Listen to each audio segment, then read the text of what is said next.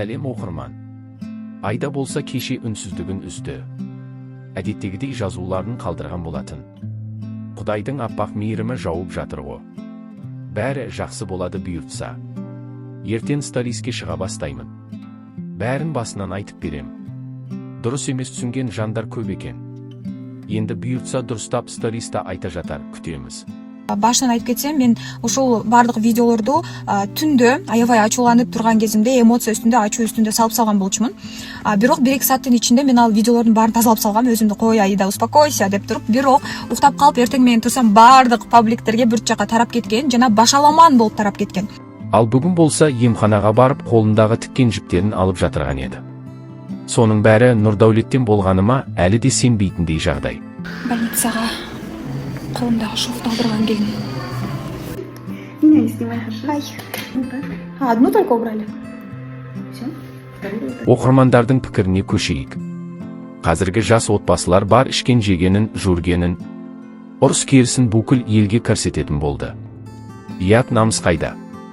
Ешкімді араластырмай өздері, ата-аналармен шешетін жағдай ғой. Екеуінен де бар кінә. Қазақ, қырғыз деп бөлмеңдер. Ағайындар бәріміз туысқанбыз. Айданың әке, шешесі жақсы аламдар, Нурдаулет қол көтергені дұрыс болмады. Дұрыс емес, сенікі пысық қыз еді, тойынып кеттің. Саған арунадан пайда жоқ, мүмкін сені айыруға келген шығар. Сумандап туры жаман екен. Бір қол көтерген адам келесіге ешкім гарантия бере алмайды, ақмақсың. Айдада кінә бар шығар, әйел адам сөйлейді. Бірақ сенікі дұрыс болмады балам. Негізі осы қыз бағын ашты ғой Нурдаулеттің. Қадірін білу керек қой. Тегін әйелің тұрганда сырттан өзгелер не керек?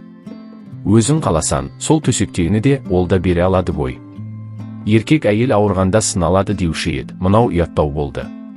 Арген Аружанға қалай қарап еді? Тұра алмай жатқанда ол қызда қадірін түсінбей кетті, қырғыз жігітке қарамай. Анда-санда ыдыс аяқ сылдырлайды, бірақ қатты жария ету керек емес шығар. Арген қазақ қызын Аружанды ұрды. Нурдаулет қырғыз қызын Айданы ұрды. Түсінгенім ұлқа қарамайды, бастағы миға байланысты. Өкінішті Арген Нурдаулет ерлер оларға білінбейді. Екі гүліміз Аружан Айдаға, обал өрімдей қыздарға. Айданың әкесін аяп отырмын. Дәл солай Аружанның анасында аяп отырмын. Үйлі болсақ бақытты отбасы болайық. Айда, айналайын. Сен жақсы керемет қызсың. Сен жасың, бақытың әлі алда. Есің болса Нурдаулетпен қосылма, ол оңбаған.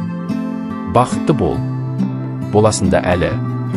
Айда красавица, сен жылама, біз сені жақсы көреміз. Бұндай түсініспеушіліктер жас семьяда болады. Әйелі мен ерінің арасында кикілжің мен ұрыс керіс, қызғаныштан болады. Керемет үлгілі жас семьялардың бірі едіңіздер, сіздерге көз тиді. Тезірек емделіңіздер, махаббаттарыңыз мәңгілік болсын. Нурдаулет, сен азаматсың, ер жігітсін, сүйіп қосылған жарынды жылатпа. Алланың қаһарына ұшырама. Кешірімді бол. Иә, сенің мінезін батыстың жігіттеріне жақындау бір беткей. Бірақ та сүйген жарың үшін кешірімді бол. Айналайын. Қолыңнан келгенше семьянды сақтап қалғаның жөн. Өзің ойланып көрші, ақылды жігіттердің бірісін деп білеміз. Айырылысу оңай, ал үй болу одан да қиын. Сондықтан да шыда, кешірім сұра красавица Айдадан. Ол сен ойлағанда емес, өте ақылды қыз, татулас. Нурдаулеттен мұндайды күтпедік. Айдаға обал жасадың. Ата-анасы қандай тамаша жандар. Осында беташарға келгенде көрдік. Мол қол, жомарт жандар екен. Ұят болды мына қылығың. Ер азаматтың қылығы емес.